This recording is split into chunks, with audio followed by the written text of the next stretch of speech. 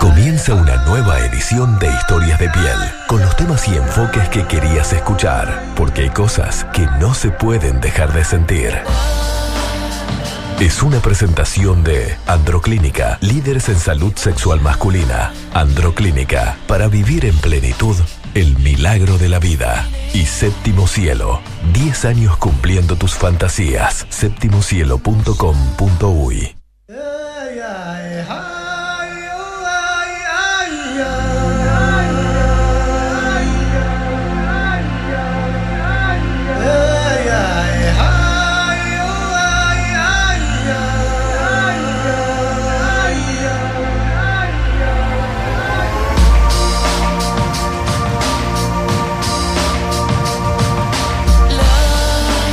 Muy, pero muy buenas noches. Bienvenidos a un nuevo encuentro aquí en Metrópolis FM. El encuentro de los domingos por la noche para compartir estas historias de piel. Como siempre en la producción, Nicole Midnick. Mi nombre es Cintia Caraballo y así en la conducción, Rubén Campero. ¿Cómo va, licenciado? ¿Cómo le va, Cintia Caraballo? Bueno, un gusto estar nuevamente con ustedes aquí en Metrópolis, en Historias de Piel.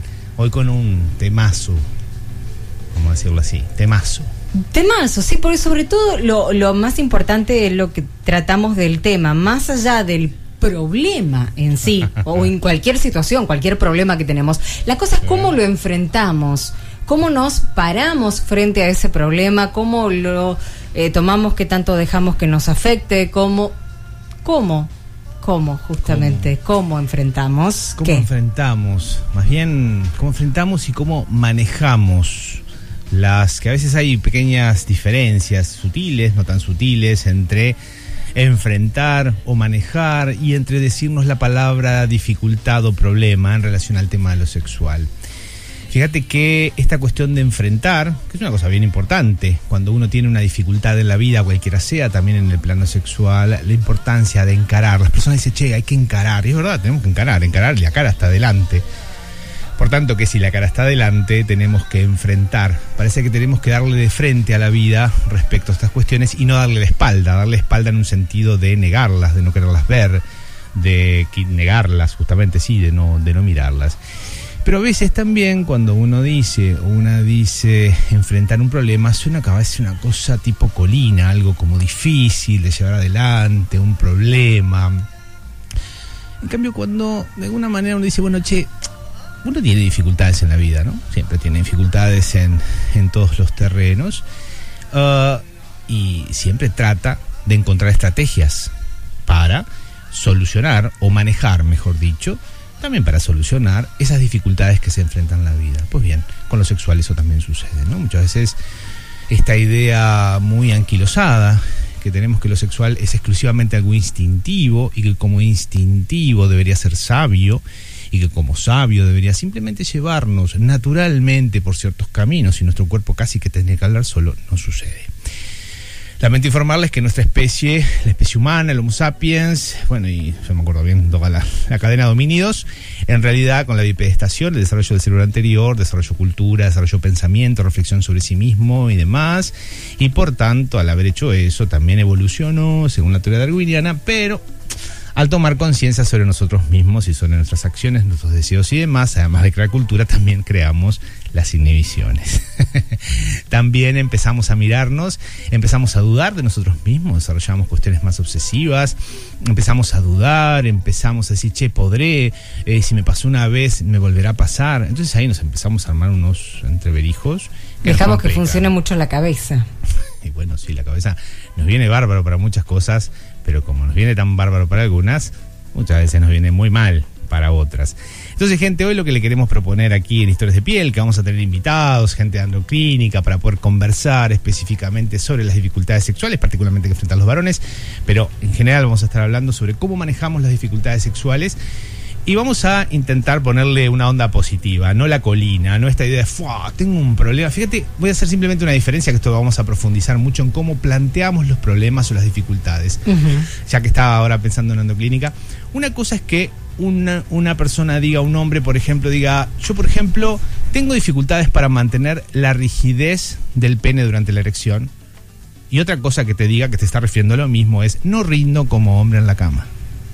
Fíjate que hay una diferencia abismal entre cómo este hombre se define, cómo define lo que le pasa. Así que, gente, también vamos a estar prestando atención bastante durante el programa cómo definimos, a cómo llamamos, a cómo nombramos a lo que nos pasa.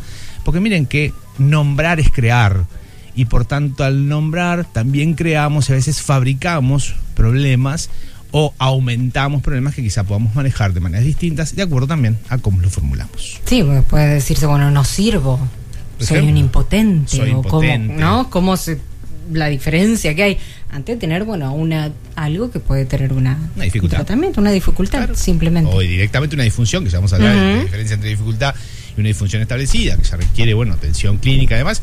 Pero más allá de eso, vamos a tratar de ver cómo, con la vida en general, qué estrategias desarrollamos, tanto caseras como las que desarrollamos cuando vamos a consultar, para enfrentar las dificultades sexuales.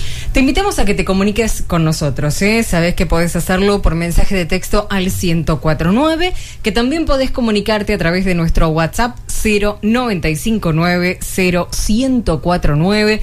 Si quieres conectarte a través de nuestra página en Facebook, Historias de Piel, allí es donde estamos, o también a través de nuestro Twitter, @Historias de Piel. En Facebook estamos transmitiendo en vivo. El primer bloque, como siempre, allí estamos, y algún otro vamos a transmitir. Si no sabes que nos escuchás, 104.9 Montevideo, 95.9 en el este, o también a través de nuestra web metropolisfm.com, o también a través de la aplicación de Metrópolis. Así que no tenés excusa como para estar enganchados y, bueno, compartiendo esta noche de domingo y hablando de cómo manejamos entonces las dificultades sexuales. ¿Cómo manejas vos tus dificultades sexuales? Porque a veces también cuando esta pregunta va de ustedes, ¿no? A la audiencia, nos preguntamos en general cómo manejamos nuestras dificultades en la vida, y particularmente también las sexuales. Que tener una dificultad sexual no necesariamente es tener específicamente una disfunción sexual. Ahora vamos a conversar con la gente de Androclínica. Vamos a ver que se tienen que dar bastantes repeticiones ante un suceso dificultoso como para que realmente digamos, bueno, tenemos una disfunción. Claro. Aunque a veces un caso aislado también puede ser un primer indicador del inicio de una disfunción. Hay una pregunta inicial, ¿no? ¿Cuándo determinamos o cuándo decimos que tenemos una dificultad? Cuando simplemente te pase algo en una oportunidad, una vez, algo, no es que necesariamente tengas algo instaurado, ¿no? Como dificultad en sí. El problema es que el riesgo, tiene que ser, digamos, tener una secuencia de repetición que admita, son intentos fallidos, digámoslo así, esa palabra es bastante fea, pero que no se dan de acuerdo a tus expectativas de funcionamiento y de rendimiento respecto al tema del funcionamiento sexual, que vos intentás y esa situación no se da, ¿no? Esto hay porcentajes también, insisto, lo vamos a hablar mejor con Jorge, pero a su vez también hay un componente de autoevaluación o de evaluación subjetiva y vincular. Esto es cómo yo me siento con lo que me pasa, es decir, cómo yo evalúo lo que me pasa. Ya no es objetivamente cuántas veces me pasa para definir también un tema de disfunción, sino, como dice en el DSM-5, tiene que haber un malestar para definir las disfunciones sexuales, tiene que haber un malestar recurrente y persistente en la persona para que también podamos evaluar que, digamos, estamos frente a una disfunción sexual, porque la persona también se queja, digámoslo así, de una dificultad con respecto a esto.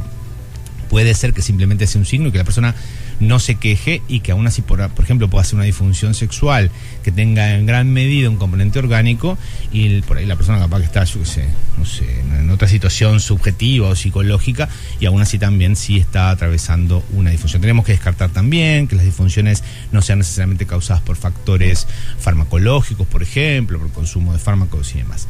Pero vamos a ampliar, ¿no? Porque las dificultades sexuales están causadas son combinaciones inéditas en cada sujeto de factores biológicos, psicológicos, sociales y demás. Cada persona hace su propio cóctel, su propio combo, digámoslo así, y siempre participan todos los factores de una u otra manera, ¿verdad? Pasa que muchas veces hay, digamos, manifestaciones, sobre todo las que se ven en la clínica, donde por ahí tienen más claridad ciertos factores causales referente a un tema de una dificultad sexual o una disfunción, pero siempre de alguna forma están dando vueltas. De todas maneras, cuando uno dice que tiene una dificultad sexual o directamente sea una disfunción, que por ahí la lleva a un sexólogo o una sexóloga, ¿qué hacemos antes que necesariamente enfrentarnos a la dificultad o vernos frente a la dificultad, ¿no? Frente a esta situación, ¿cómo es que esta situación nos denuncia, nos avisa, nos grita, nos dice? Porque yo puedo sentir, me corté el dedo, urgente una curita para dejar, ¿no?, que salga sangre. Porque no estamos hablando de una cortada de dedo. Aquí estamos hablando de que de alguna forma también yo participo en lo que me está sucediendo respecto a mi dificultad sexual. No me cayó del cielo, no es algo que me vino porque sí, salvo que tenga un componente en gran medida orgánico, evidentemente está afectando esto, pero a su vez, aunque así sea, una vez establecida la dificultad por factores orgánicos, yo voy a hacer algo psicológicamente con eso, lo voy a tomar de una manera más o menos positiva, más o menos negativa. Así que de alguna manera las dificultades nos enfrentan en gran medida. Supónganse una situación donde una persona tiene una patología orgánica que determina en gran medida su funcionamiento sexual. Bueno, también, si bien es contundente el efecto orgánico, también la persona, de acuerdo a su historia, a su personalidad, a cómo enfrenta las dificultades en la vida y demás, va a tener mayor o menor, o sea, mejor o peor pronóstico, digamos, el tema específico de la disfunción, también por factores que tienen que ver con su personalidad, de cómo encara la persona, en definitiva, lo que le está sucediendo. Así que también a mí me gustaba, antes que simplemente decir, a ver dónde consigo la curita para evitar la hemorragia, preguntarnos por qué nos empezó a salir sangre, por decirlo de alguna manera, haciendo esta comparación con el tema de la herida en el dedo, ¿no? Por ejemplo, ¿no? Simplemente para empezar a tirar preguntas, ¿no? Pensamos que la sexualidad, por ejemplo, es solo genital, que solamente se expresa cuando estamos expresando los genitales. Pensamos además que la sexualidad se expresa solamente a través de relaciones sexuales de forma genital. La creemos como algo que está por fuera del resto de nuestra vida, que aunque tengamos una vida espantosa, una vida súper estresante, ¿no? Que tengamos una vida donde bueno, no somos felices, ni mucho menos, y creemos, sin embargo, que cuando llegamos a la cama sí o sí tenemos que sentirnos felices y radiantes. Gente que lo piensa, mucha gente lo piensa, muchísima gente lo piensa. Pero es mi deber, por tanto, formularles a ustedes esta pregunta para que reflexionemos al respecto. ¿Es la sexualidad un estado aparte de nuestro ser que va a tener independencia por sí misma, digamos, en lo que tiene que ver con el funcionamiento sexual, y por tanto vamos con ciertas expectativas, insisto, aunque nuestra vida sea un desastre, vamos con expectativas a la cama de que va a estar todo bien? Y cuando digo desastre no me refiero solamente a cómo manejamos los vínculos o lo psicológico, también a cómo comemos, si fumamos, o sea, qué factores de riesgo también tenemos en lo que hace a nuestra salud biológica en ese sentido, ¿no? Uh-huh. Muchas preguntas que tengo ahí guardadas, vinculadas con, a ver, y no es reto de médicos ya van a venir, los psicólogos también retamos, sí. pero es interpelarnos, preguntarnos qué hacemos con nuestra vida también para tener la sexualidad que tenemos, para decirlo rápidamente. ¿Nos animamos a coger con la vida o no? Seguramente eso va a determinar también cómo, digamos, lo hagamos de manera genital. Así que me parece importante empezar por ahí para preguntarnos sobre cómo manejamos las dificultades sexuales. Bueno, a ver, tenemos ya mensajes que vienen llegando al 104.9, les reitero, a través de mensaje de texto o a través de nuestro WhatsApp 095901049. Tenemos una consulta, una mujer también, antes de que nos metamos mucho más ahí en el tema de los hombres. Pero tenemos un mensaje, un pedido, llamado así como que atención, solidaridad, por así decirlo. El taxista que trajo Nicole, ¿sí? Perdió todos los documentos en General Paz y Rivera el viernes 1:15 de la tarde.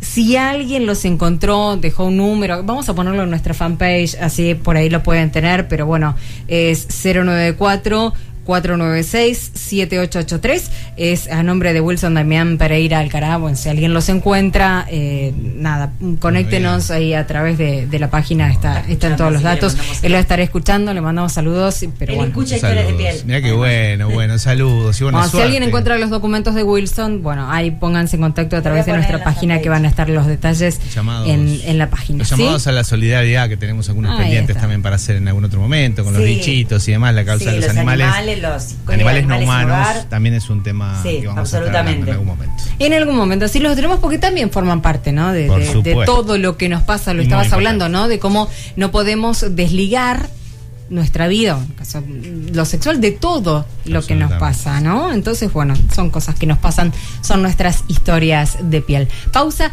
y ya volvemos. Tenemos mucho más por hablar, mucho más por compartir.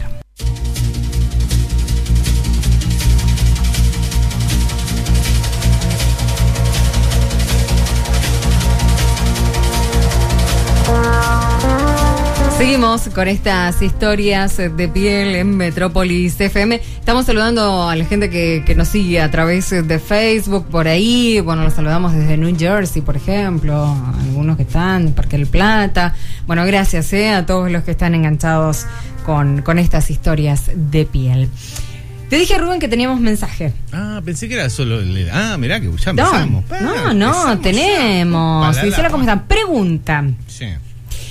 Dice, ¿cuándo se darán soluciones y o sugerencias para las mujeres? Siempre dan pase a psicóloga. Un abrazo gigante, dice Tallí desde la barra del Che. Bueno, un abrazo.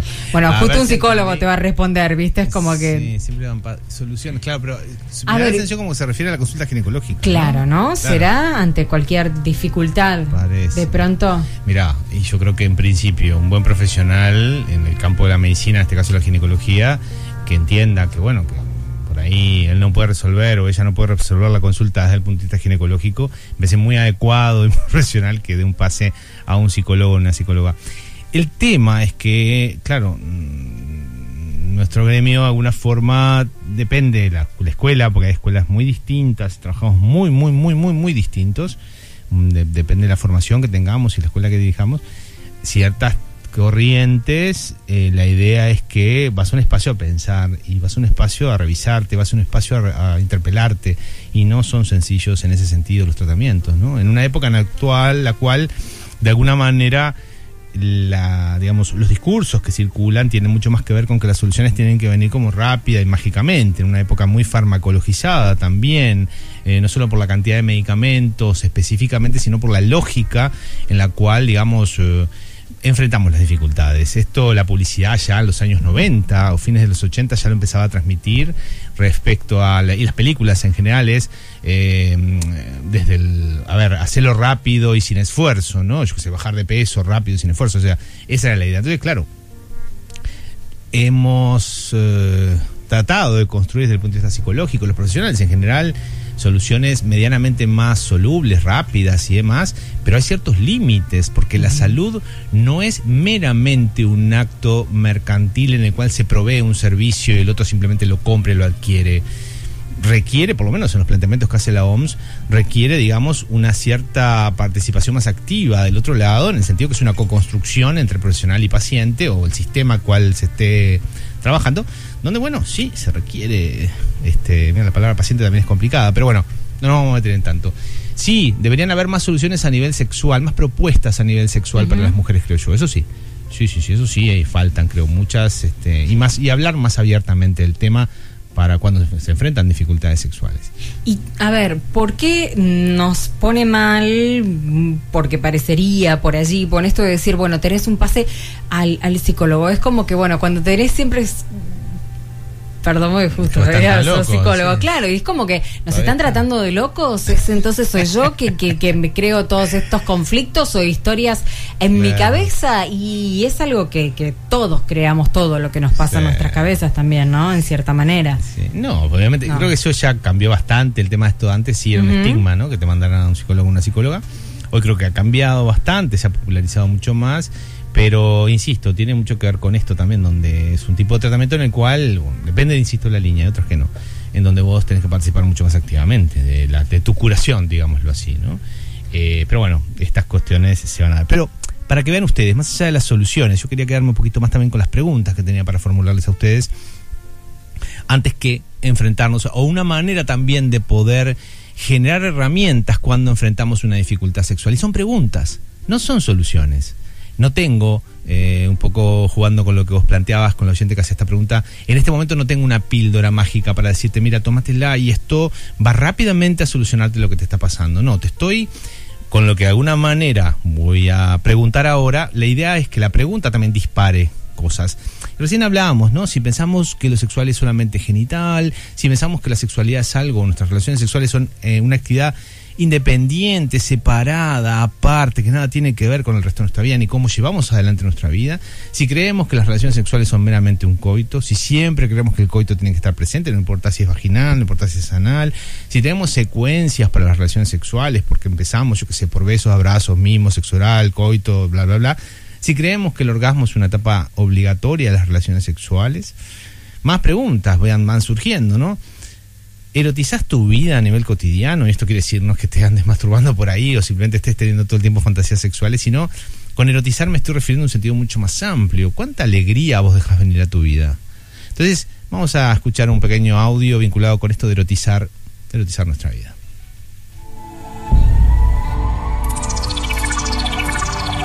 Una utopía razonable, erotizar la vida, descentrar del coito el placer genital, reconstruir el coito como cópula, airear el sexo guardado en los genitales, honrar, sin embargo, tus genitales como una parte aceptada de tu cuerpo aceptado, desdramatizar los asuntos sexuales sin banalizarlos, aprender a jugar y aprender la importancia del juego. Hacer el amor siempre que al menos dos personas quieran, no hacer el amor cuando es otra cosa lo que se quiere hacer. Hacerlo con, nunca contra.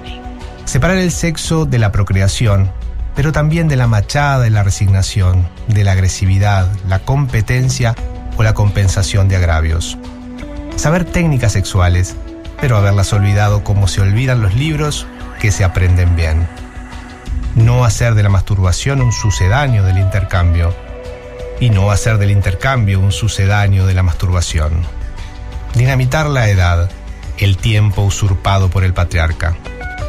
Hacer en la cama un lugar al humor y a la ternura. Probar a hacer el amor para conocerse, pero también probar a conocerse para hacer el amor. Olvidar para siempre las inhibiciones y los récords. No ser indiferentes al acostarse o no, sin encontrar angustia en ello. Inventar por el camino un nuevo lenguaje, para hablar de esto llanamente, sin la alternancia de la pomposidad y el chascarrillo. Joseph Vincent Marqués. Joseph Vincent Marqués, un teórico español ya desaparecido que ha trabajado mucho en cuestiones vinculadas con sexualidad, cuestiones también de género, particularmente en masculinidades. Y bueno, este texto ya lo hemos usado varias veces, pero me parece que es un texto que bastante esclarecedor respecto a lo que queremos transmitir. Son muchas las preguntas, simplemente formular algunas. En esta línea, un poco el planteamiento de Vincent Marqués, conozco mi cuerpo, digo, para ir generando como, herramientas en la caja de herramientas para cuando tenemos una dificultad. Pues si estamos desprovistos de herramientas, va a haber dificultades para enfrentar las dificultades sexuales. Yo conozco mi cuerpo, lo conozco en mis zonas erógenas, conozco dónde me gusta, dónde no me gusta. Tengo zonas prohibidas en mi cuerpo, hay áreas de mi cuerpo que no dejo que nadie toque, más allá que tengo derecho a que nadie las toque, o si no, hay áreas que no me gustan, pero de alguna manera prejuiciosamente hay áreas de mi cuerpo que yo no dejo que nadie explore, por ideas de género, por lo que fuere, ¿no? Incluso aunque no lo formule directamente, pero lo construyo desde un mecanismo defensivo como la cosquilla, también para que, no explorar ciertas zonas de mí. ¿Me animo a decir, a reconocer qué y cómo me gusta a nivel sexual? O más bien, un poco lo que hablábamos también a partir de esta oyente, ¿no? Más bien me prendo de propuestas mágicas, el estilo de dame tips, dame muchos tips y decime cómo tengo que vivir la vida, dame 46 pasos para ver si soy feliz. Me permito, por ejemplo, puesto hace mucho el erotismo y el placer sexual, perder el tiempo en esta época actual, hiperexigida, donde se supone que tenemos que correr tras alguna zanahoria para llegar a algún supuesto lugar mítico donde se supone estaría la felicidad. ¿Nos permitimos perder el tiempo o siempre sentimos que todo lo que hacemos tiene que servir para algo y tiene que cumplir algún objetivo, inclusive el sexual? Esto es, tengo que encontrarme contigo para gozar y tiene que haber un placer sexual y tengo que tener un buen desempeño, lo que fuere. ¿Acaso mi cabeza, por ejemplo, está muchas veces en lo que debo hacer y me cuesta mucho soltar y hacer un espacio en lo que tiene que ver para sentir placer y recrearme? O, por ejemplo, el descanso solo lo admito como desconexión, como pasa muchas veces. La gente anda tipo máquina laburando, llega a su casa y se apaga. Bueno, sí, en medio de un funcionamiento de máquina. ¿qué lugar hay para el placer ahí? ¿Me explico? O sea, si ando tipo, ¿no? Máquina que me conecto y me desconecto. Creo que una relación sexual es meramente un acto de descarga, animal, instintiva, simplemente para descargarme, como uno se descarga, no sé, yo qué sé, jugando un videojuego, ponele, por poner un ejemplo. O sea, en ese grado de mecanicismo puedo estar en mi vida. Creo que debo cumplir con mi pareja antes que, quizá no me dé cuenta mucho de esto, antes que gozar sexualmente. Creo que estoy obligada o obligado a hacer un determinado rol. Me preocupo por cómo me ve el otro y cómo me desea el otro, principalmente y mucho antes de estar pensando qué deseo yo realmente sobre lo que estoy haciendo.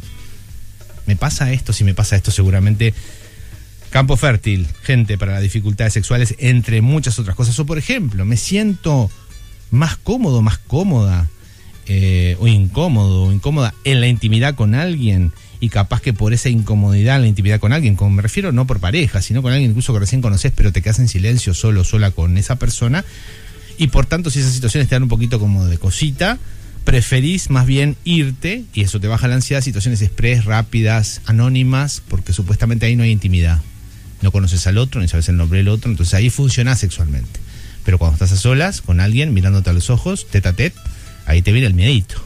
Y ahí de alguna manera puede aparecer la inhibición. Hay una sinceridad plena, es capaz. Claro. Se te ve desnudo. Es un conocimiento pleno. Entonces hay muchas más. Por ejemplo, con el cuerpo también. ¿Tenés dificultad con tus olores? Con tus propias secreciones corporales, con las secreciones corporales del otro, con los olores del otro.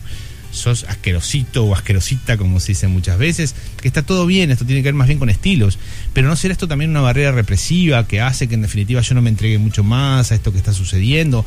Obviamente con los reparos y cuidados que implican las cuestiones referidas a lo preventivo, de infecciones y todo esto, ¿no? No me estoy refiriendo solamente a esas cuestiones. O por ejemplo, vas a una relación sexual y siempre tenés en tu cabeza el miedo al embarazo o alguna infección de transmisión sexual. Pues eso también genera un distractor impresionante que de alguna manera vas casi como que a un campo minado, supuestamente, a tener relaciones sexuales. Fíjate cómo va esto generando, hablando de campo minado, un campo fértil para que puedan aparecer dificultades sexuales. ¿Crees que por ser hombre o por ser mujer tenés que hacer algo en particular en la cama? Algo en particular, cumplir con algo por ese rol de género que te hicieron creer que tenés que tener. Bueno, hay muchas, tengo muchas más en realidad. Bueno, contanos, vos que estás ahí escuchando, al 1049 por mensaje de texto, a nuestro WhatsApp 0959-0149. Te lo digo otra vez, para que después no digan que no tienen tiempo de agendarlo. Agendarlo y tenerlo por allí, es el WhatsApp de Metrópolis FM. 0959-0149. Es una forma en la que no estamos acostumbrados a decir los números celulares, pero es para que lo sepas que son nuestras dos frecuencias, 95.9 que es la del este y 104.9 que es la de Montevideo, cualquiera de las dos con un 0 adelante. Entonces es 0959-0149. ¿Viste? Me estoy enterando. ¿Viste? Que tenía una lógica el por qué lo decíamos así. Lo dice así, claro. Claro, porque 0,959, claro, que es nuestra frecuencia del este, claro. 0,104.9, que es nuestra frecuencia de Montevideo. Perfecto. Es así. Así fácil. queda instalado en la memoria. Y queda, y así no lo olvidamos. Registralo, manda tu mensaje. 0959-0149. ¿Qué tema con esto de cómo manejar las dificultades sexuales? Decíamos, ¿no? En esto de... Incluso estaba pensando también en gente que me ha pasado, ¿no? Gente que en su propia psicoterapia de años no habla de su sexualidad. Entonces, si esto no pasa en una propia psicoterapia, ¿cómo pretendemos entonces que, no sé, funcionemos bien sexualmente? O bien no por una cuestión de rendimiento o performance, sino bien en un sentido subjetivo, de que yo me sienta bien con lo que estoy haciendo. Agendo mi actividad sexual, digo, hoy me toca, o toca cada una vez por semana, o sea, que pierde toda magia, toda posibilidad de reencuentro de alguna cuestión. Por ejemplo, creo que si yo debo hacer algo porque fui yo quien propuso una actividad sexual o algo sexual, porque entonces voy a temer ser evaluado, porque capaz que en el camino yo digo, pierdo las ganas, no sé, lo que puede pasar. Si lo hago sistemáticamente no está bueno, ¿no? Pero, por ejemplo, no lo hago, entonces sigo actuando porque temo ser evaluado como histérica o histérico en esta cuestión, ¿no? De calentarse el mate y después no lo tomás. Es decir, tengo la libertad, por ejemplo, si estoy con alguien, decirle, che, mira, no sé, no me encuentro en este momento, o creo que ya quedé embarcado o embarcada porque propuse yo algún tipo de actividad, entonces por eso muchas veces no la propongo, digámoslo así. Pido también lo que me gusta, me animo a pedir lo que me gusta, es decir, me animo primero a reconocerlo, me animo a enfrentarme con el otro, sé más o menos lo que me gusta también, o muchas veces también en nivel erótico, en nivel del mundo interno de fantasías sexuales, dejo que la pornografía haga el trabajo por mí, que es otro gran tema. Las personas, digamos, se masturban mucho mirando pornografía, obviamente, ya hace mucho tiempo, con el acceso fácil, obviamente. Uh-huh. Lo que sucede, como pasa con los niños también, chiquitos, no con pornografía, sino que como es más fácil sentarlos a mirar dibujitos o sentarlos a que estén todo el tiempo frente a la televisión o frente a la computadora, frente a la tablet y demás, bueno, ya sabemos todos los efectos que está produciendo esto a nivel de las cabecitas. Bueno, esto también, de los niños y niñas, esto también produce a nivel del erótico, ¿no? Donde, bueno, evidentemente lo porno hace el trabajo por vos y después cuesta mucho armarte tu propia historia y ponerle más colores, porque el porno de alguna manera te lo da servido, te lo da todo rápido, en definitiva, bien como es la época actual, no solo con el tema de la comida, sino con el sexo rápido también. Así que muchas cuestiones para pensar y hay muchas, sí, maneras de manejarlo. Quienes trabajamos en consulta, ahora lo vamos a hablar con la gente de Androclínica, pero digo, tenemos muchos recursos, pero la gente también tiene recursos personales, singulares, particulares, y me parece súper importante recordarlo. La gente tiene sus formas de manejar, pero para poder saberlas manejar y para poder potenciar esas herramientas que sí tiene de la vida, tiene que de alguna manera cuestionarse muchas cosas, no solo con las preguntas que yo hice recién, sino con muchas cuestiones de cómo quiere vivir su vida y cómo quiere gozar, cómo quiere disfrutar y cómo quiere tener relaciones sexuales. Ay, esta cosa de los psicólogos que siempre te dejan pensando, porque dice por allí, hola, me estoy haciendo varias preguntas, claro, ahora nos ponemos a pensar. Pero claro, qué poco nos ponemos a pensar, ¿no? En nuestra sexualidad de pronto. Mira, yo me acuerdo de un doctorado en lo que tiene que ver, por ejemplo, con escribir artículos, en lo que, por lo menos en nuestras disciplinas, ¿no? Y en la ciencia en general, lo que tiene que ver con investigación. Me parece que la clave es saber hacerse las preguntas, las mejores preguntas. No darse las definiciones ni decirse las cosas. Si uno aprende, a veces no es tan fácil, a formularse una pregunta adecuada, ahí está la solución. Pero es un arte preguntar. Por eso es que quería tirarle preguntas. Es un arte. No es sencillo. Bueno, no tira fruta, ¿no? Pero bueno, capaz que alguna fruta encaja. Les damos la chance de la venganza. Pregúntenle.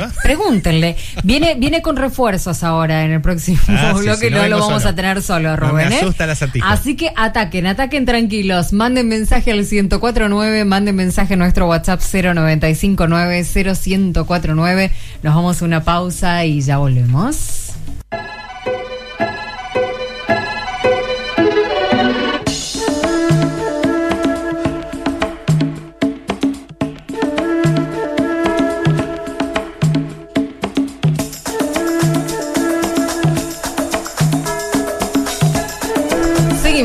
En Historias de Piel aquí en Metrópolis FM. Bueno, les dijimos, manden mensajes que Rubén viene con refuerzos y nos visitan como bueno, eso lo han hecho en otras oportunidades de Androclínica, el doctor Jorge Diorio y el doctor David Paul Fernández. Buenas noches, bienvenidos. Buenas noches. Hola, buenas noches. Buenas.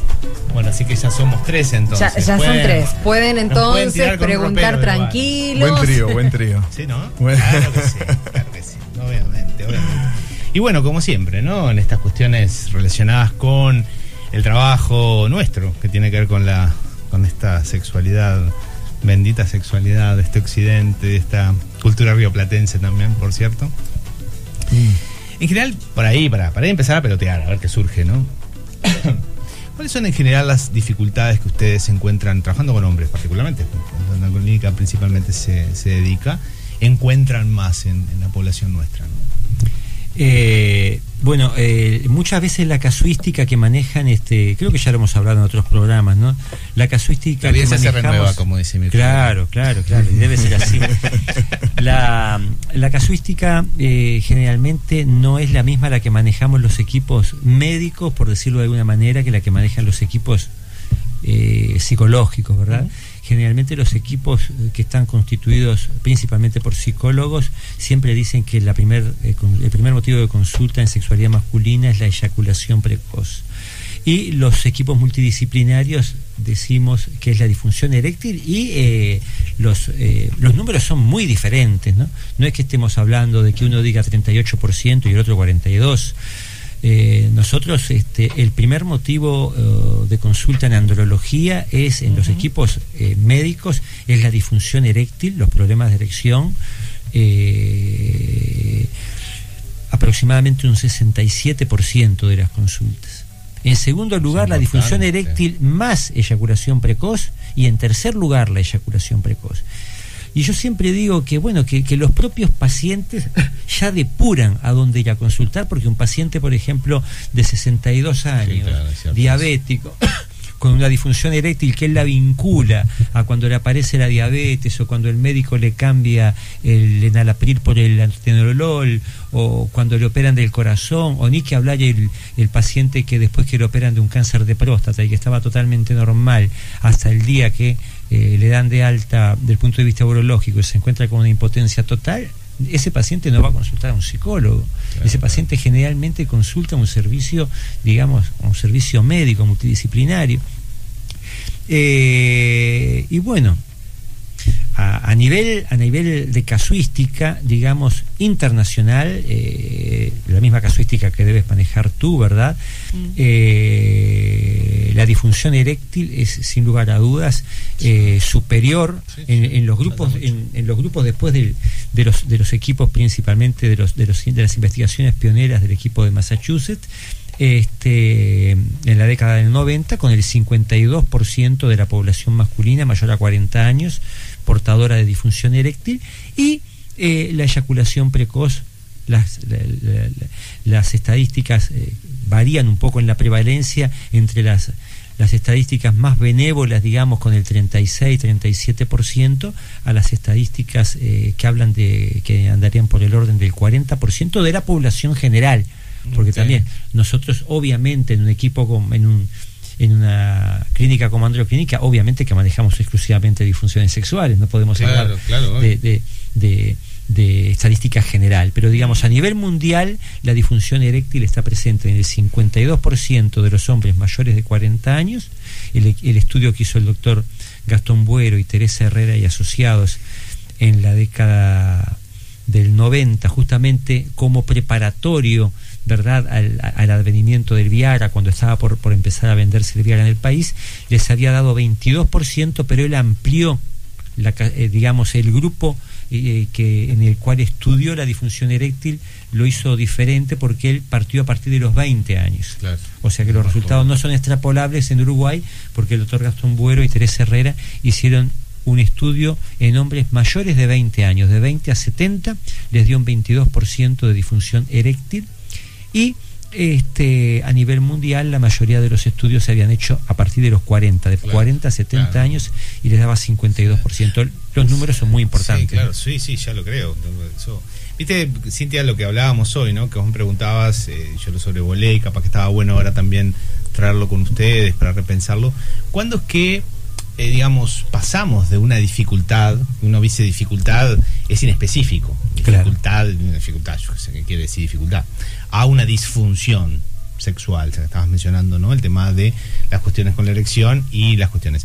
¿En qué momento podríamos decir que nos enfrentamos? Yo sé que es muy difícil, ¿no? Y bueno, y es bastante complicado. Lo que pasa es que también depende un poco de las definiciones, ¿no?, de lo que es disfunción, de lo que es algún problema momentáneo o que ocurre con esa persona, digo.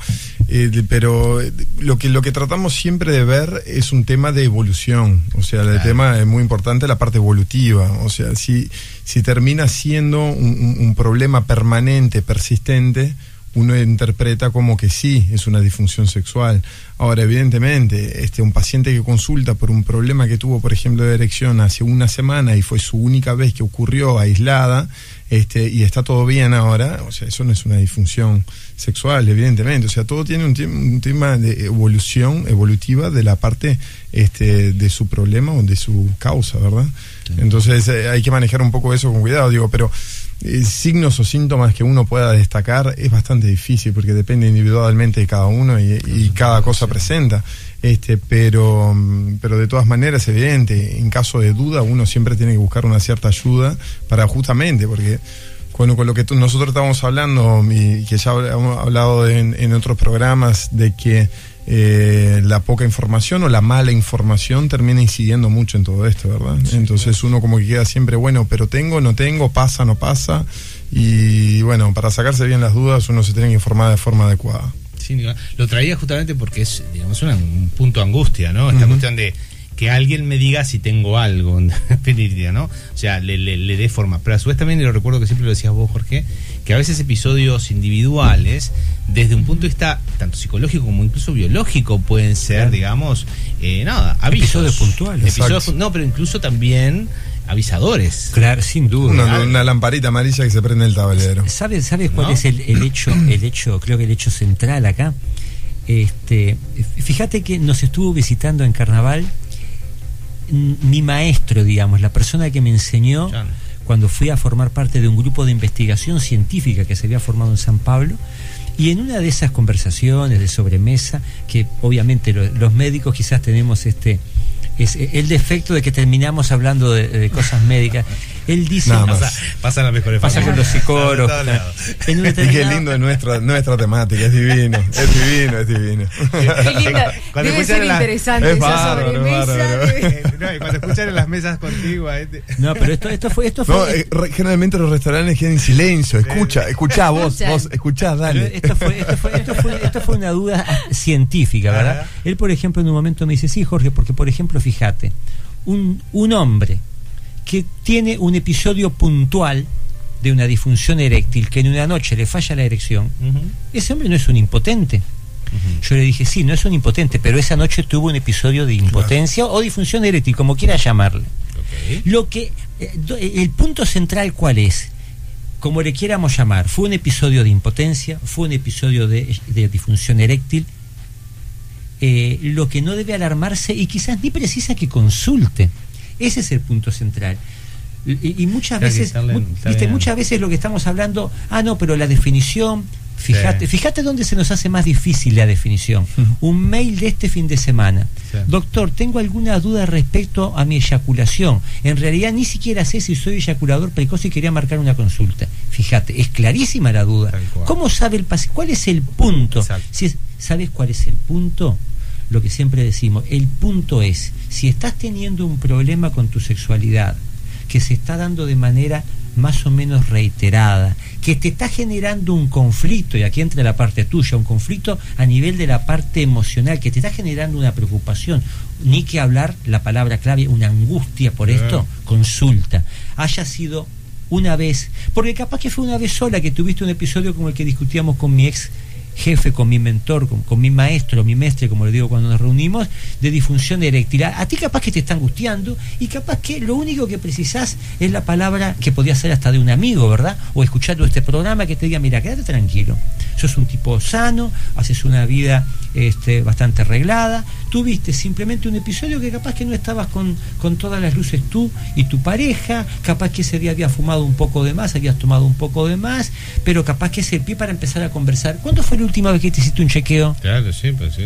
En tu familia son todos diabéticos y tú no te has hecho una glicemia ¿hace cuánto? Contame una cosa, y cuando orinas a veces no se te inflama el prepucio, el glande ácido. Es lo que decía el doctor David. A veces es una luz que se prende en el tablero, a veces no quiere decir nada, y a veces es simplemente decirle, mira, quédate tranquilo, te pasó una vez, no te preocupes. Ahora, no conseguís el control eyaculatorio para la satisfacción de tu pareja, ya perdiste 2 parejas quizás por este problema, pero controlo 3 minutos y medio, y yo leí que si no son tantos movimientos pélvicos, escuchamos una cosa, olvídate de las definiciones. Estás con un problema que te está creando un conflicto en tu sexualidad, consulta. Sí. Importantísimo, perderle el miedo también a las palabras y de alguna manera y consultar, porque a veces es verdad, se resuelve rápidamente. Sí. ¿no? Hablando de las palabras, llega en un mensaje, yo ya se los he dicho en otra oportunidad, por favor, pedile a los médicos que usen un lenguaje más claro. Por ahí. Creo que muchas cosas complicadas no hemos dicho. No, pero bueno, por ahí algunos términos, cuando empiezan a hablar de fármacos y demás es donde por ahí se complica. Acá nosotros lo que hemos dicho es la palabra impotencia, que generalmente por más que muchas veces digan que no debe utilizarse, muchas veces nos pasa este tipo de cosas. Hablamos de disfunción eréctil y hay gente que prende la radio y no sabe de qué estamos hablando. Claro. Okay. Porque si bien la terminología, el término disfunciones, si tú googleas disfunciones, ¿verdad? Vas a ver que en el 99% se asocia a sexualidad. Exacto. Y alguna disfunción pilórica colgada por ahí. O sea, cuando hablamos, pero la gente no sabe esto. Lo sabemos los técnicos. Claro. Por eso, por más que muchos digan no hay que hablar, no hay que mencionar mucho el término impotencia porque es estigmatizar a los pacientes, pero todo el mundo entiende de lo que estamos hablando. Cuando hablamos de impotencia, todos los hombres por lo menos y la mayoría de las mujeres saben que estamos hablando de cuando no hay una buena rigidez en el pene. Lo que refiere Jorge tiene que ver con una historia también a nivel de la sexología, que ha habido un debate respecto al tema de la estigmatización de la palabra, ¿no? Pero bueno, entiendo también que a veces la tecnificación, esta necesidad también de quitarle todo peso folclórico a una palabra o todo peso estigmatizante, a veces la humaniza un poco más. La diseca mucho y no se sabe bien de qué se está hablando, por ahí la gente puede no entenderlo muy bien. Pero bueno, esto responde a un gran debate que sigue estando, por definición. No ha cambiado. Usualmente la gente acude a ustedes, estaban diciendo, ¿no? De distintos signos, cuando ya aparece esta señal de alerta, ¿no? Esta luz en el tablero, o aparecen cuando ya hay un problema realmente instalado, ¿no? Cuando la mayoría, más o menos, de los casos son estos que decíamos, bueno, me pasó una vez, o esperan hasta que realmente no sea algo que, bueno, ya me llevo 3 separaciones, evidentemente no, me está pasando algo. Generalmente, lo que pasa es que también nosotros trabajamos con una población, digamos, sesgada, o sea, que es una población fuera de lo no es generalizar, o sea, la población es seleccionada, como quien dice. Pero lo característico nuestro es que generalmente son al menos un par de años que vienen sufriendo con ese problema que concurren a consulta. O sea, al menos deja un desarrollo de 2 años para concurrir a consulta. Hay evidentemente consultas muy tempranas y hay consultas muy tardías, pero generalmente, ¿no? Más o menos... Complemento una cosita. En sexología, y a vos te debe pasar algo parecido en la práctica clínica, Rubén, prácticamente no existe la consulta preventiva. Exacto.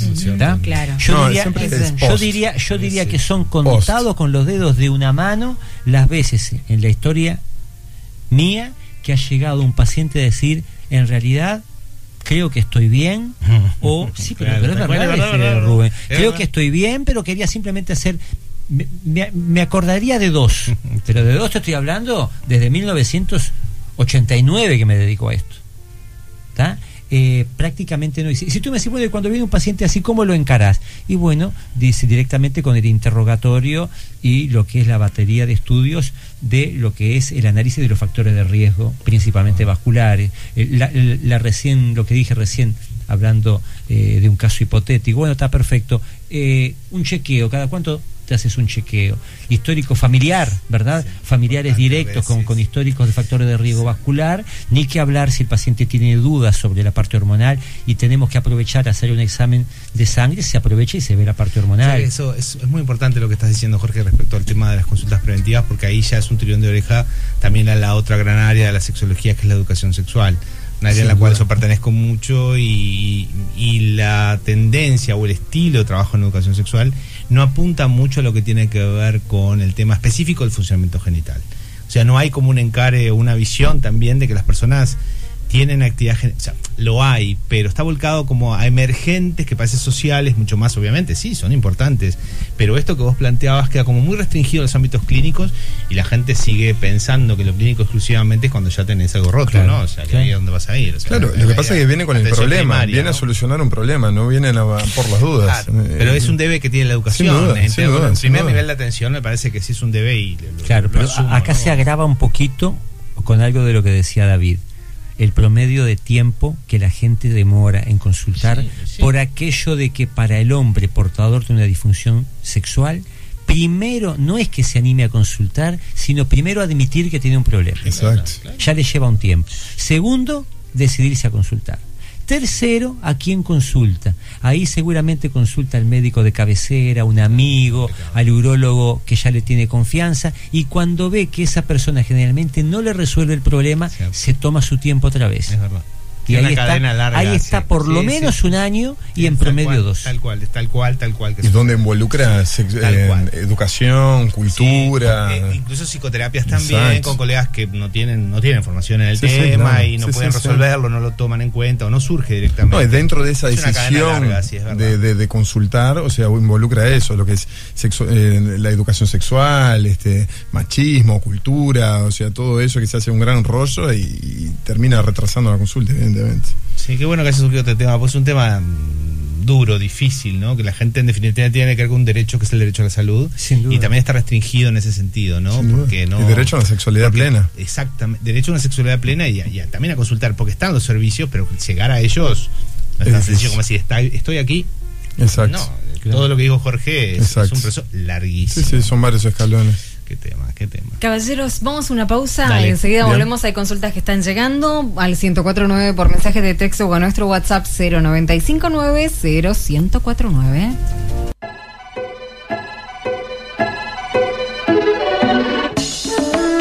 Seguimos en Historias de Piel por Metrópolis FM. ¿Cómo manejamos las dificultades sexuales? Estábamos hablando del tema de la gente, cuándo, en qué momento van a la consulta, y preguntamos, cuando van y se acercan finalmente a la consulta, ¿lo hacen solos o lo hacen con la pareja? Porque si bien cuando el momento de la dificultad pasa en pareja, al momento de la consulta prefieren ir solos. Sí, bueno, hay variabilidad en realidad, pero sí, hay algunas consultas, y yo diría las minorías consultan con las parejas. En la mayoría son solo del paciente. Por un tema de muchas veces confidencialidad, de que se siente un poco más cómodo hablándolo solo y dar sus pareceres reales, porque muchas veces en la consulta se va con la pareja, puede tener algún tipo de condicionamiento. Que no se lo quiero decir adelante, no quiero decirle que practico la masturbación 23 veces por semana. Entonces digo, de todas esas cosas. ¿Ustedes como profesionales prefieren el paciente que esté solo también para que tenga este tipo de respuestas capaz más sinceras? Es lo mismo para nosotros. No hay preferencia. Digo, lo único que se trata de hacer es establecer un vínculo con paciente. Y lograr evidentemente que el paciente hable lo máximo posible, o sea, que se desagote lo máximo posible. Entonces, evidentemente, si hay una traba detrás de eso o hay una imposibilidad que el paciente hable, termina siendo un palito en la rueda, como que no se pueda desarrollar del todo. Pero tarde o temprano las cosas se van dando, se van hablando, y muchas veces termina siendo hasta bueno, a veces en algunos casos para las parejas, que se termina informando uno mutuamente de la otra, ¿verdad? Ah, no, pero esto no me lo dijiste la otra vuelta. Bueno, sí, lo que pasa, y a veces termina siendo una semejante reconciliación o alguna cosa que se hagan, o digamos, una pelea, o a veces una pelea en el consultorio. ¿Te acordás la última? Sí. ¿Tuvieron una pelea en el consultorio? Algunas veces. No es frecuente, pero discusiones sí. Pero ahora lo que decía David, si el paciente viene con la pareja, de cualquier manera va a haber una instancia en la que obligatoriamente tengamos que estar solos con él. Claro. Que es frecuente que la propia pareja diga, bueno, yo ya más o menos conté mi parte, ahora te voy a dejar solo, y se va a la sala de espera.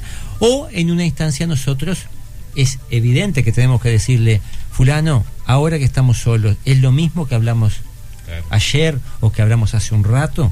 Porque muchas veces nos llevamos simplemente una sorpresa, que el paciente está con la pareja diciéndonos que tiene una disfunción eréctil, con una gran problemática conyugal, y después cuando estamos solos dice, sí, doctor, pero obviamente no le dije que tengo otra pareja con la que funciona totalmente normal. Exacto.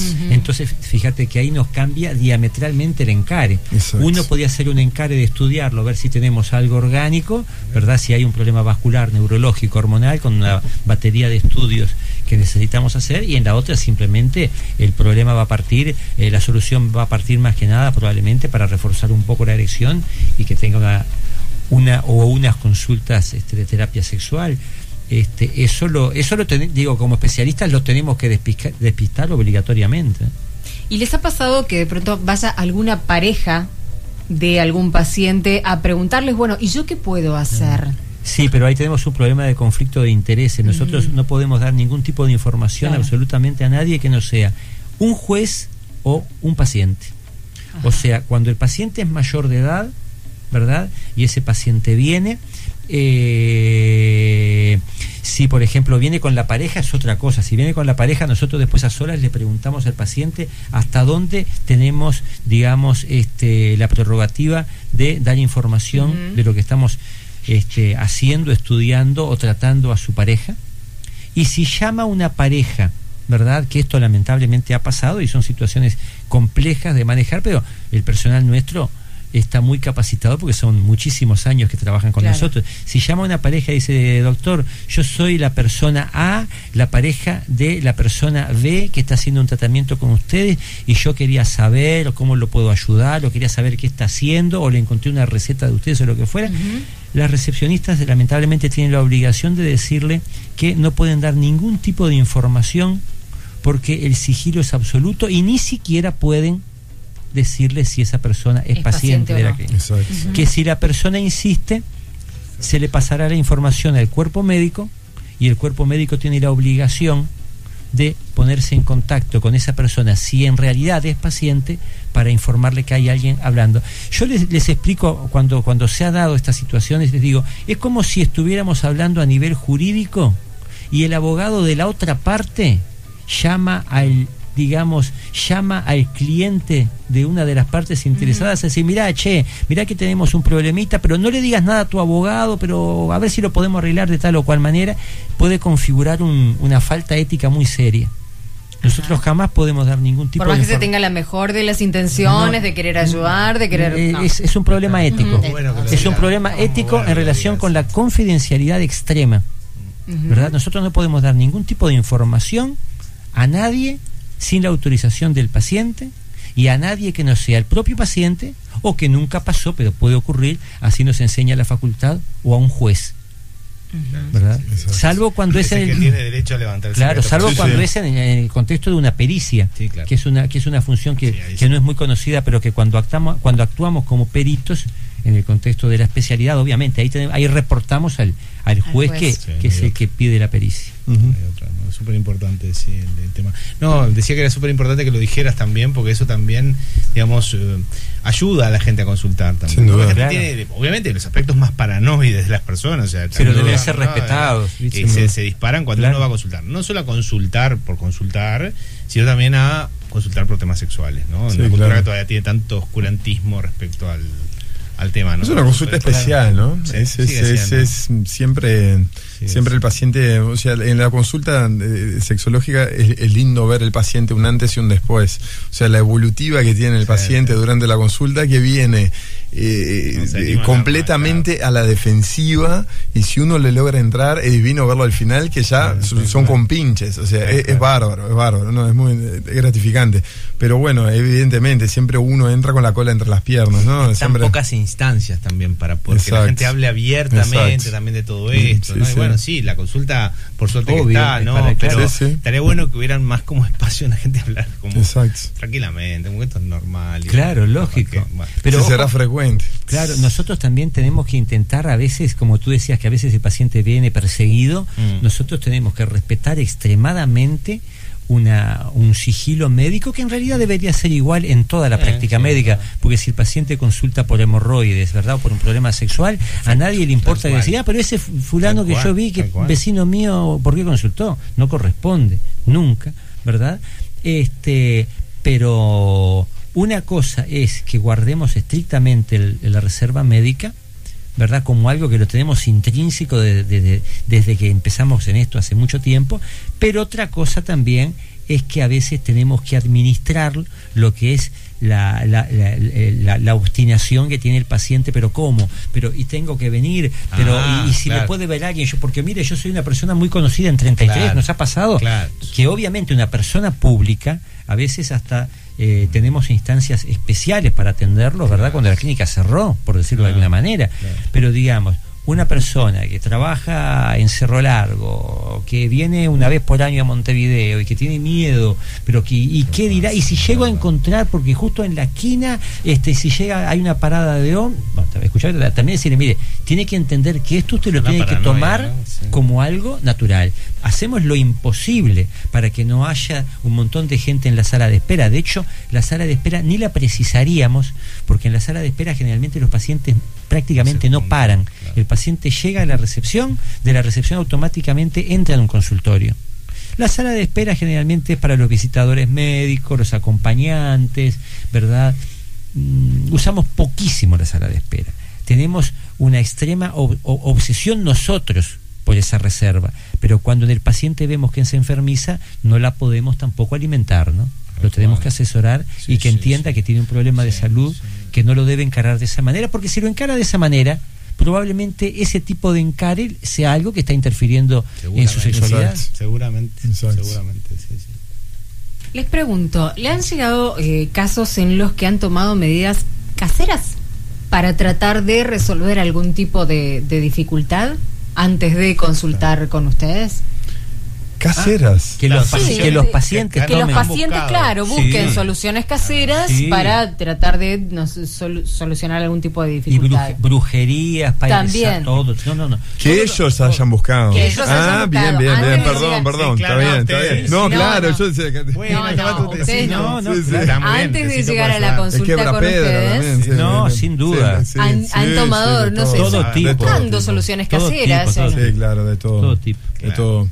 Brujerías, santiguados, Padre Santo, remedios de los más distintos y diferentes que existen, carqueja, pociones, cremas. ¿Hay alguna de estas cosas que haya resultado contraproducente para algunos de las dificultades? Mira, yo trato siempre de decir a ver, que no le hayan solucionado la situación es obvio, pero después que...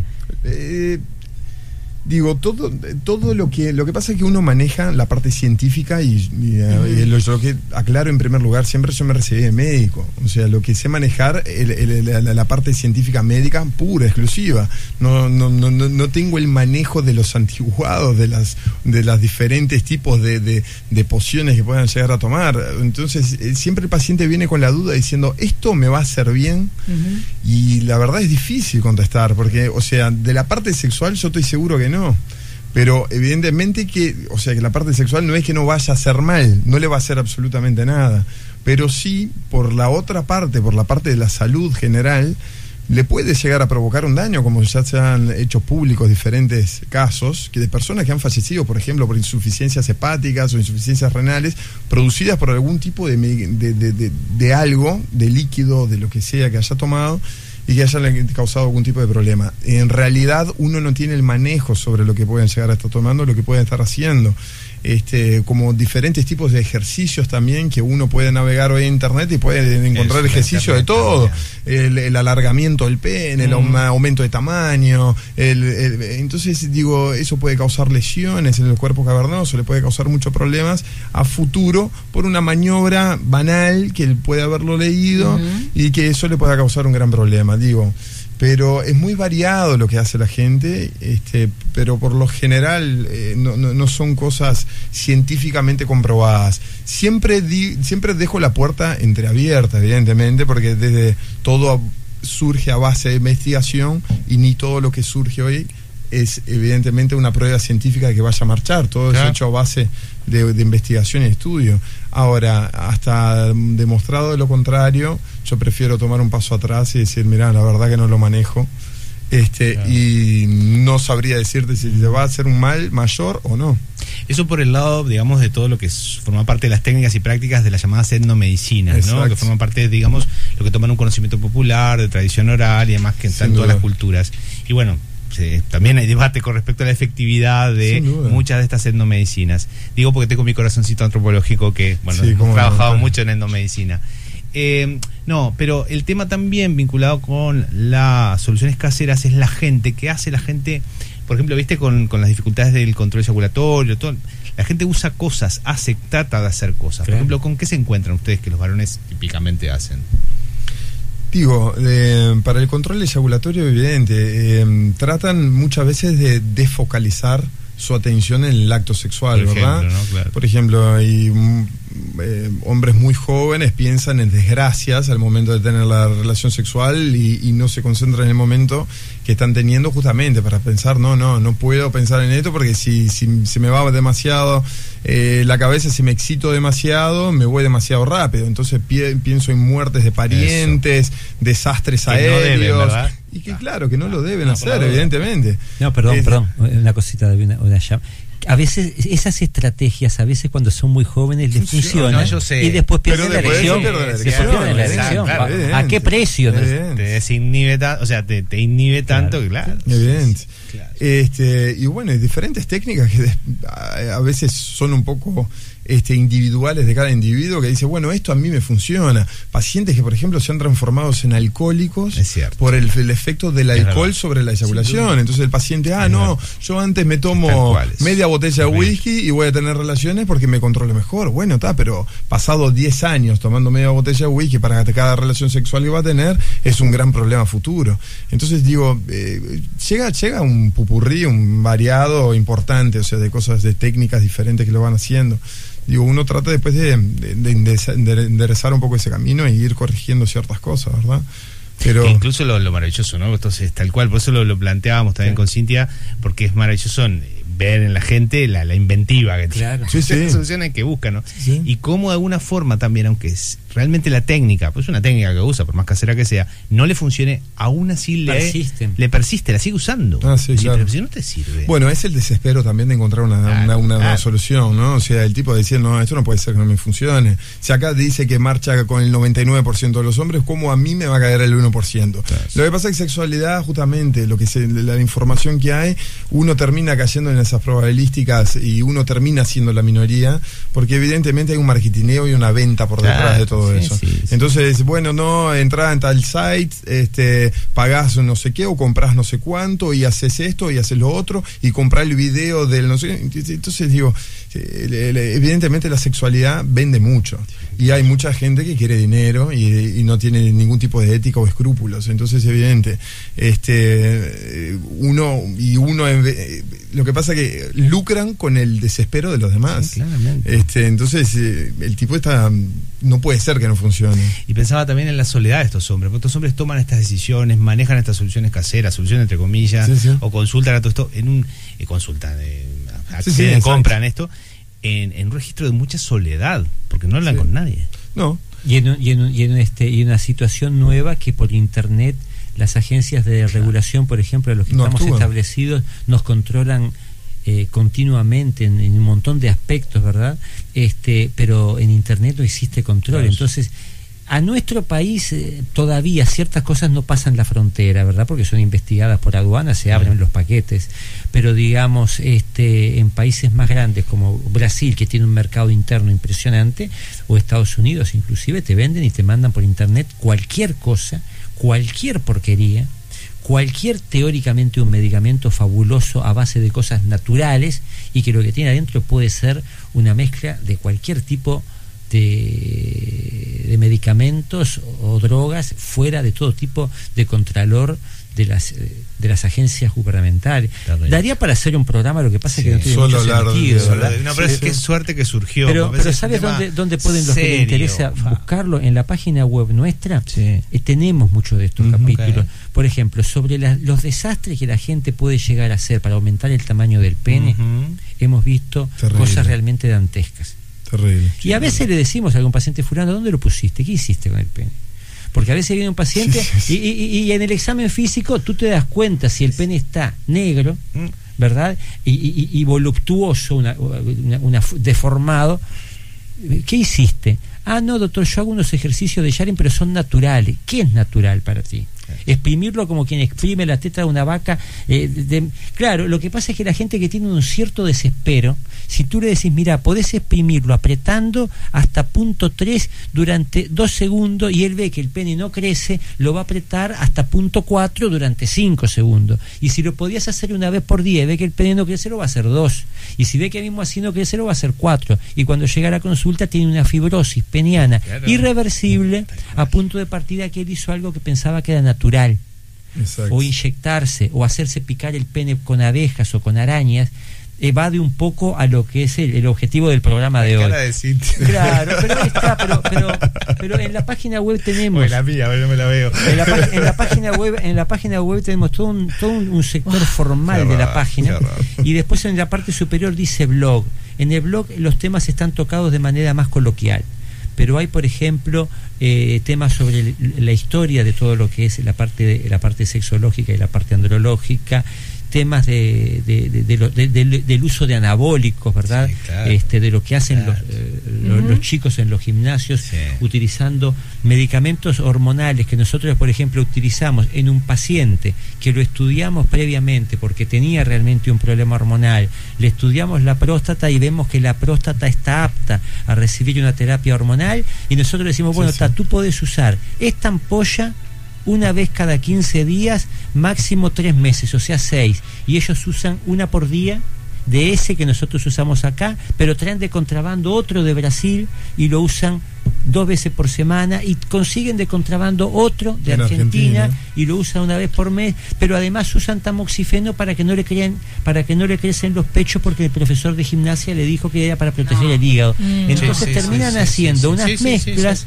¿verdad?, que les va a causar problemas irreversibles, que les puede causar un cáncer de próstata a los que tienen más de 40, que les puede causar un cáncer de hígado, que les puede dar un problema de esterilidad definitiva a hombres y mujeres, como les pasaba a los atletas de atrás de la cortina de hierro, que eran entrenados por equipos, ¿verdad?, equipos gubernamentales, que simplemente por elevar el estatus del país no tenían presente la salud de los individuos. Todos estos temas están tocados en la página web. El que quiera puede interiorizarse, y si no, para no consumir un programa hablando de pero vienen usualmente seguido, y está bueno. No hemos hablado nunca. Claro, porque nunca hemos hablado de estos temas. Se nos evade un poco la parte clínica. Pero vale hacerlo. Estoy pensando, vinculado con esto también, ¿no? Cuando hoy hablamos con Nicole respecto al tema de los animales, por ejemplo, todo lo que ha sido el tráfico cuerno de rinoceronte, vinculado también con la idea de que esto aumenta las manos de gorila. Pero todos esos temas están tocados en la página. Bien. Todos los temas. ¿Y la página es? androclínica.com. Perfecto, bárbaro. Con esto vamos a una pausa y ya volvemos, porque hay consultas de la gente. Y vamos a ir con eso, y tiene que ver también con el hecho de la automedicación y el famoso Viagra. Muchas preguntas con el tema Viagra. Bueno. Muchas preguntas de Viagra. Vamos a hablar de todo eso a la vuelta, ¿sí? No sé. Seguimos en Historias de Piel por Metrópolis FM. Bueno, consultas, muchas consultas de la gente. Y decíamos, ¿no? El tema del Viagra, que es como que lo más... hablábamos de automedicación, o de pronto que pueden acceder, es lo que se conoce, así como, ¿no? Es el nombre comercial que más se le conoce al... ¿Cómo es? Sildenafil. Ya lo voy aprendiendo, de a poco voy aprendiendo de todas estas cosas. Pero pregunta, por ejemplo, ¿Viagra es malo para una persona operado del corazón? Bueno, depende, o sea, el tema del Viagra fundamentalmente es una incompatibilidad que tiene con fármacos que toma para el corazón, no necesariamente por la cirugía cardíaca. Por ejemplo, hay una pregunta, otra que llegó a través de nuestro Facebook, que dice: debo consultar al cardiólogo, pero un hombre que toma Carvedilol, ¿podría tomar Viagra o similares? No hay problema. Es justamente eso, ¿no? El paciente tiene que consultar siempre.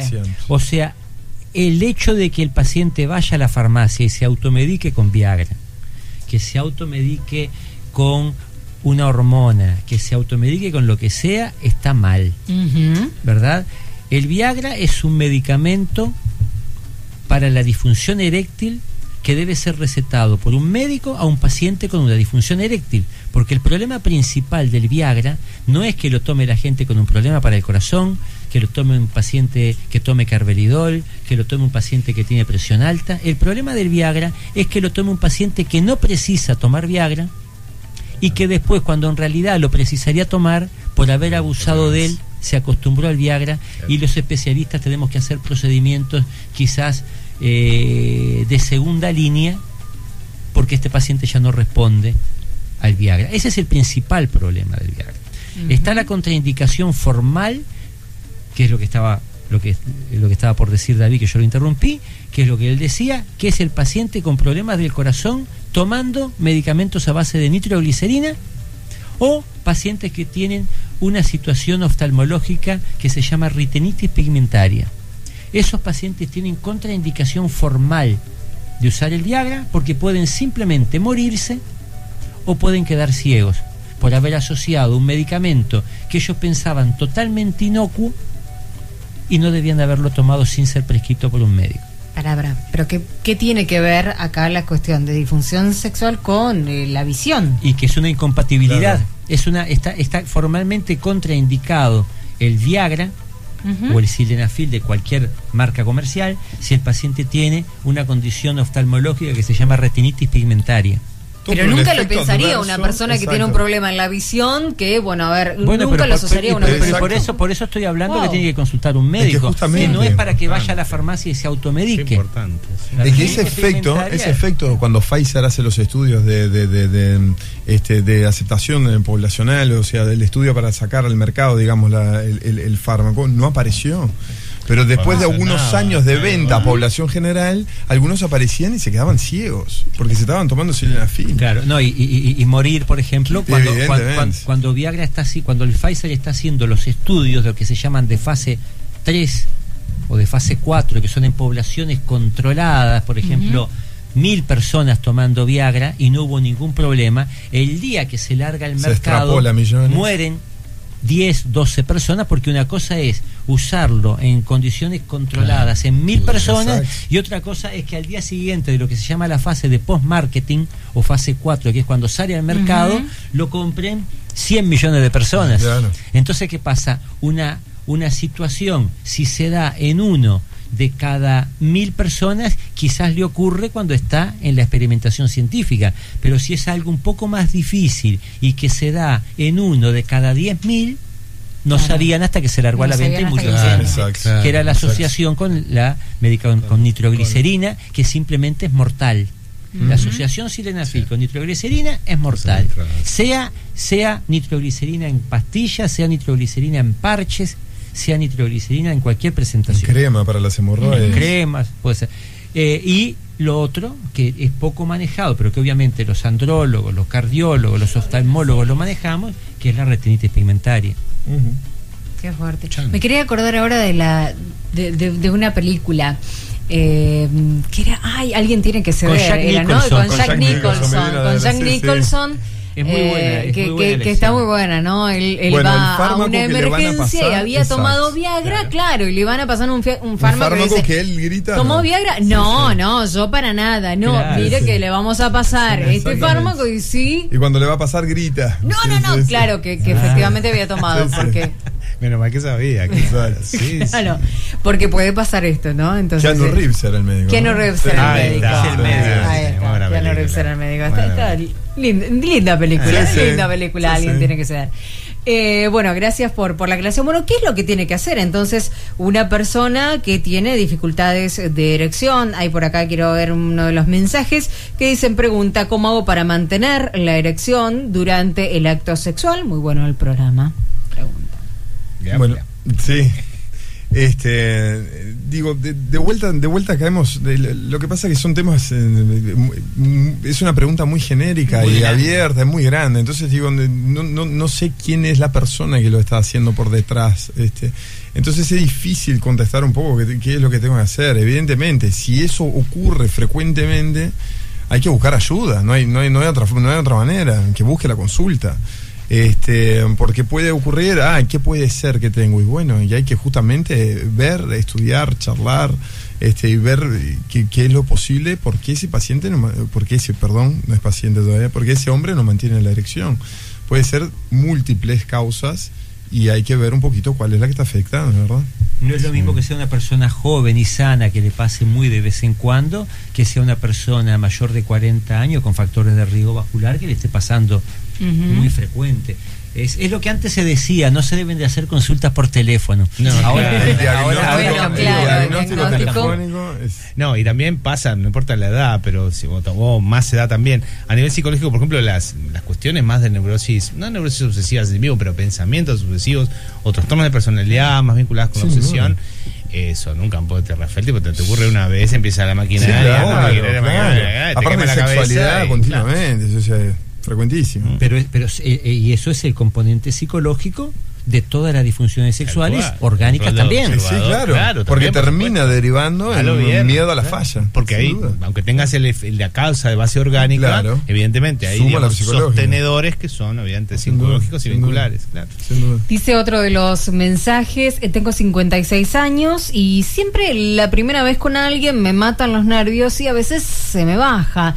Salvo que la otra parte esté súper excitada, eso me ayuda, pero lo tengo asumido y no me pasa, y no me pesa, ahí está, no me pesa, dice por allí este señor que se comunica desde Las Piedras.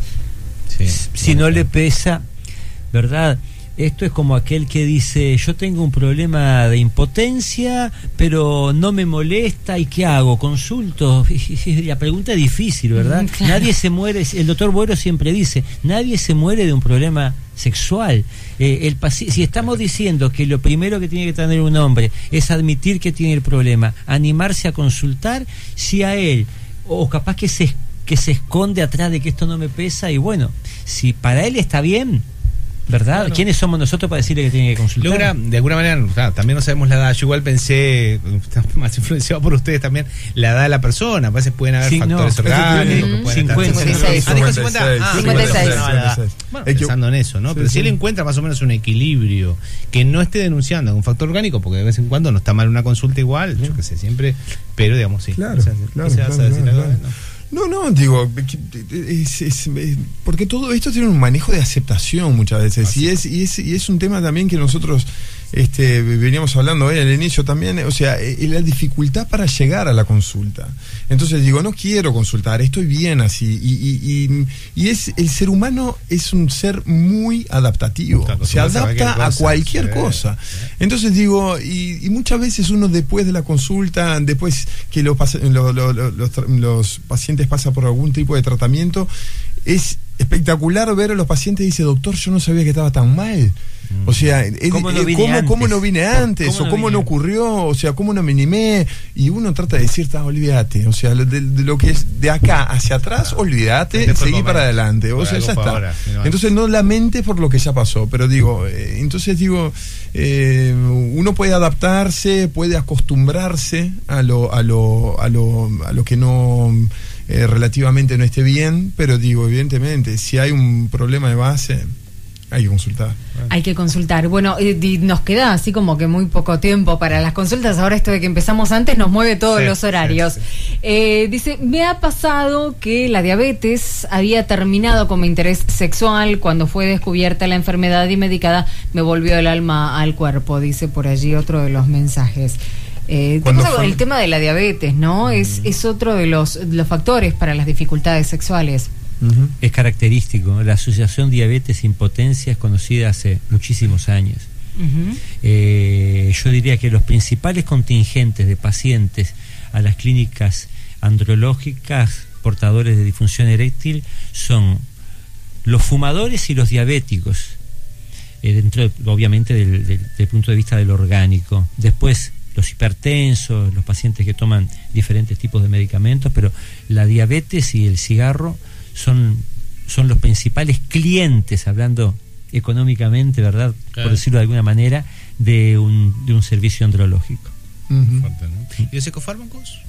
También, pero digamos, pierde mucho terreno. Pierde por lejos el diabético y el diabético, el fumador es. Mirá. Los psicofármacos generalmente actúan más bajando la libido, bajando el deseo sexual y retardando la eyaculación. Tal cual. ¿Verdad? Yo diría que los dos motivos de consulta más frecuentes asociados a psicofármacos son el retardo eyaculatorio y la disminución del deseo. Tanto es así que usamos psicofármacos para el tratamiento de la eyaculación precoz. Pero tenemos que saber cuáles manejar, porque en la ecuación costo-beneficio biológicamente usamos aquellos que causan menos disfunción eréctil, menos disminución del deseo y que nos retardan bien la eyaculación, ¿verdad? Para la eyaculación precoz. Pero digamos, pierden por lejos del cigarro y la diabetes. Me quedé con esto del cigarro. Me parece que podría ser la mejor campaña que podría tener Tabaré Vázquez para luchar contra el cigarrillo, porque, a ver, yo hasta esta noche no lo tenía como tan asociado a una dificultad sexual. Pero, digo, ¿viste se perdieron de ponerlo ahí encima de la campaña. El cigarro aparece. Exacto. Bueno, eso fue una campaña publicitaria hasta que nosotros lo habíamos hecho antes del cigarro, y justamente, pero era un fósforo que se iba quemando y se iba bajando para abajo. Quemamos 5.800 fósforos filmándolo para que tuviera la forma perfecta. Pero fue exactamente lo que fue, es la brasa del cigarrillo que se va consumiendo y se va bajando, y se causa impotencia. O sea, mira que lo usaron. ¿Por qué es que pasa? ¿Un cigarrillo causa impotencia? Y bueno, por todo la parte del factor de riesgo vascular, ¿verdad? O sea, el cigarrillo cambia, o sea, daña lo que es la íntima, justamente, o sea, la parte vascular general de todo el organismo, pero evidentemente, como el pene tiene las arterias muy finitas, generalmente eso es de lo primero, y ahí caemos de vuelta en el que el pene es el termómetro del corazón. Claro. Entonces, si tengo una disfunción eréctil, seguramente, o sea, se han hecho estudios al respecto, que en un plazo más o menos entre 3 y 5 años es posible que esa persona sufra un evento cardiovascular importante.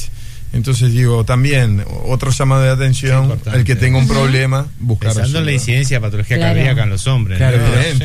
Pero el cigarro tiene un efecto, digamos, está por un lado el efecto de daño general que te va causando, que no es que la gente diga, no es que se tapen las arterias, pero va dañando la parte vascular en el fumador crónico.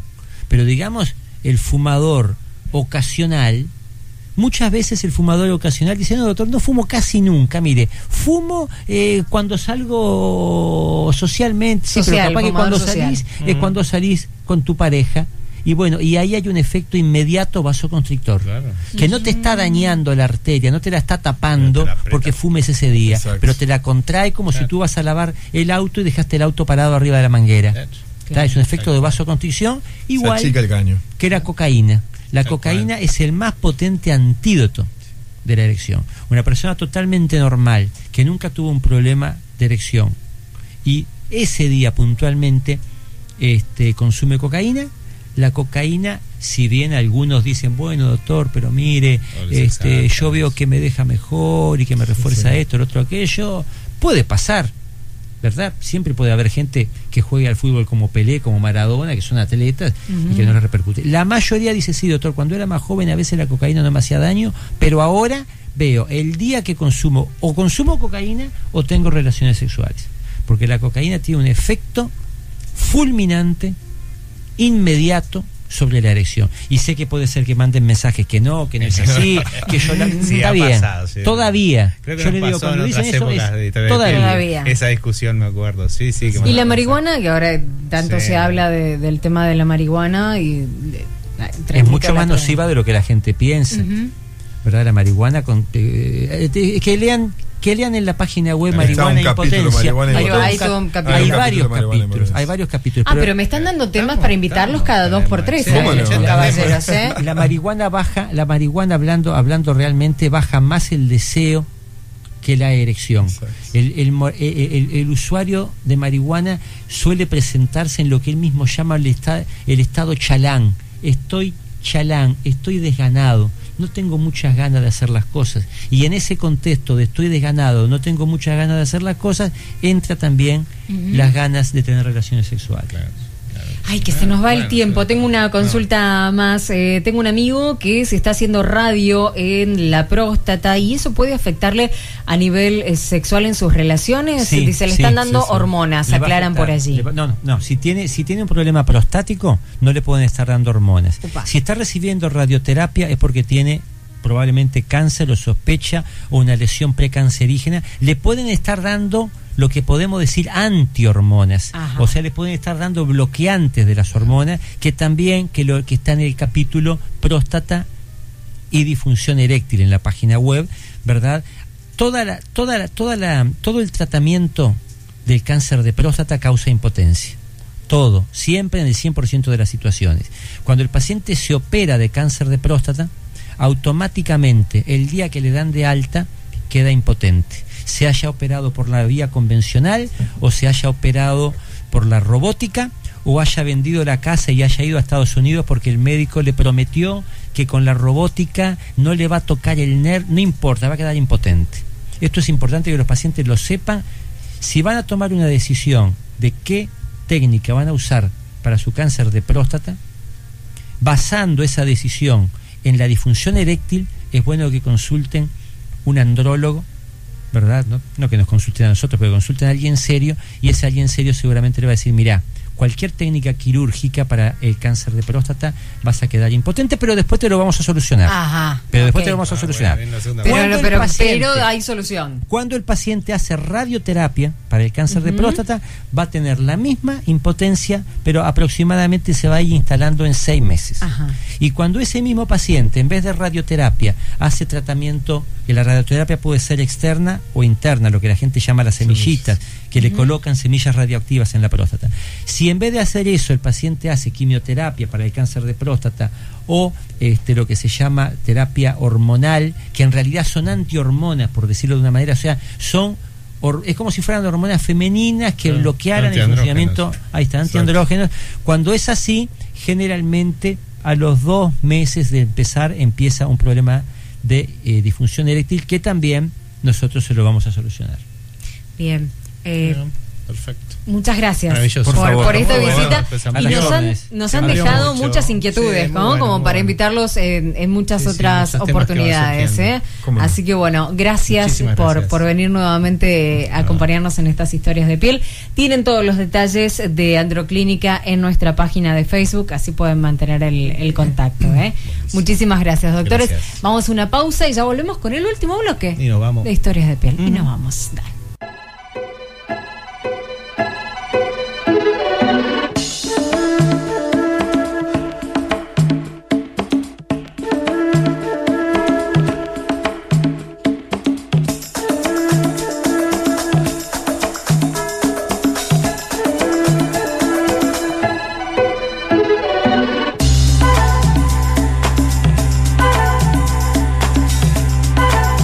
Qué rápido se nos ha ido este programa de historias de piel, acompañándolos en vivo aquí en Metrópolis FM a través del 104.9 en Montevideo, 95.9 en el este, conectados con todos ustedes a través de nuestra página allí en Facebook. Sabes que por allí interactuamos durante toda la semana, así que cualquier inquietud, tema que quieras proponer, también lo podés hacer a través de nuestra página de Facebook, Historias de Piel, así nos buscás en Facebook, allí estamos, allí transmitimos también en vivo en distintas oportunidades en cada programa, pero te invitamos a que interactúes, nos mandes un mensaje, nos digas, bueno, a mí me gustaría que hablen de tal tema, de tal otro tema, o cualquier consulta que tengas, podés hacerlo también a través de mensajes privados. Vamos entonces ya casi en el final de Qué rápido, no me di cuenta de la hora. Pero verdad, es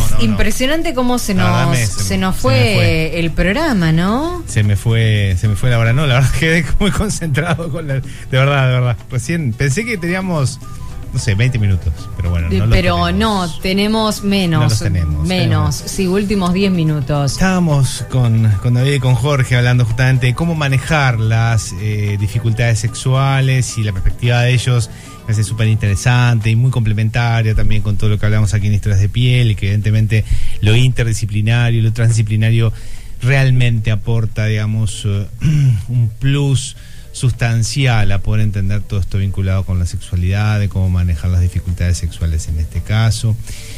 Y también colocarnos sobre el aviso de cuántas dificultades ya no sexuales o sí sexuales tenemos con esto de encarar con más naturalidad, con más espontaneidad, dándonos cuenta que la sexualidad es un aspecto más de la vida y no un aspecto aparte ni algo vergonzoso. Tenemos siglos, o una tradición muy pesada sobre nuestra subjetividad que nos vincula de una forma bastante jorobada con el cuerpo. Antes teníamos un cuerpo, digamos, que tendíamos a reprimir, un cuerpo del cual avergonzarnos, y aún sucede, un cuerpo que teníamos que frenar respecto al tema de sus, o nos hacían creer que teníamos que frenar respecto al tema de sus, digamos, impulsos o sus pulsiones, y ahí estaba instalada la represión. Y es un cuerpo que está como que en la misma, pero al revés. Es un cuerpo muy exhibido, un cuerpo que supuestamente es exigido para que rinda casi que como una máquina, en lo que tiene que ver con placer, porque el placer también ha sido, placer entre comillas, placer enlatado, placer fast, ha sido también tomado por una sociedad de consumo que, digamos, moldea los cuerpos para que estos cuerpos demanden placer y compren, en definitiva, placer sin de alguna forma hacer silencio para hacerse toda una serie de preguntas necesarias que hoy hablábamos al principio del programa sobre un oyente que llamaba sobre, o preguntaba o planteaba el tema de soluciones, que en definitiva a veces las soluciones vienen por el lado también mucho de cómo formularnos, decíamos, las preguntas. No es una sociedad que quiera hacerse muchas preguntas, o por lo pronto la sociedad más masiva no se hace muchas preguntas. Un poco lo hablábamos también ahora con Jorge, que decía la gente por ahí no lee mucho, ¿no? Habíamos planteado el tema de la página de Androclínica, pero la gente cuando parece que tiene un tema va y busca Google, en Google y aparece todo. Y frases que quiera. Y no se introduce, no se empapa más del tema. Es la época que tenemos, ¿no? De lo fast, de lo ya rápido, de lo que, y bueno, es como estamos. Y esto nos pasa por eso, y tenemos pocas herramientas para enfrentar, por tanto, después las dificultades sexuales. Yo, para cerrar con este tema, en definitiva, ya que estamos con la hora. Antes de cerrar el tema, porque hablamos tanto de los hombres, y tenemos por acá también una consulta de una mujer que dice, muy bueno programa, en mi consulta es si en el caso de una mujer que tiene un primer episodio donde no se puede producir la penetración, ¿tiene un vaginismo? No, con un primer episodio no. ¿Hay que consultar? Pregunta. No. O sea, a ver, si... contemos primero qué es vaginismo, ¿no? El vaginismo es la contracción, digamos, involuntaria, y, digamos, es una contractura importante que se produce a nivel de vagina, que impide cualquier tipo de penetración. Y hay que ver el grado también que esta se produce, porque, por ejemplo, no necesariamente es la penetración del pene, principalmente es la penetración del pene, pero a veces también puede suceder con que la mujer lo que le venga es una contracción involuntaria, le venga simplemente cuando se va a introducir, una persona le va a introducir un dedo. Puede suceder incluso también en la consulta ginecológica, que esto es descrito, digamos, cuando la mujer tiende a trepar en la camilla ginecológica, cuando, digamos, se da la inminencia en la penetración del espéculo o de un dedo para poder hacer el examen vaginal y demás. A veces, incluso en grados más graves de vaginismo, se produce esta contractura involuntaria cuando simplemente la mujer imagina algún grado de penetración o algo que pueda ingresar en su vagina. Obviamente las causas son psicógenas. Contractura que no entra. Se cierra y no entra nada. No entra nada. De hecho, uno de los tratamientos para el vaginismo también, además de la psicoterapia, terapia sexual y demás, son, digamos, que se tienen un uso terapéutico, aunque también se encuentran en sex shops, son, digamos, dilatadores progresivos de la vagina, para que, digamos, se dé lo que se llama a nivel de terapia una desensibilización sistemática, y es que la mujer vaya como acostumbrándose a distintos calibres de objetos que va introduciéndose en su vagina para poder ir acostumbrándose a esto.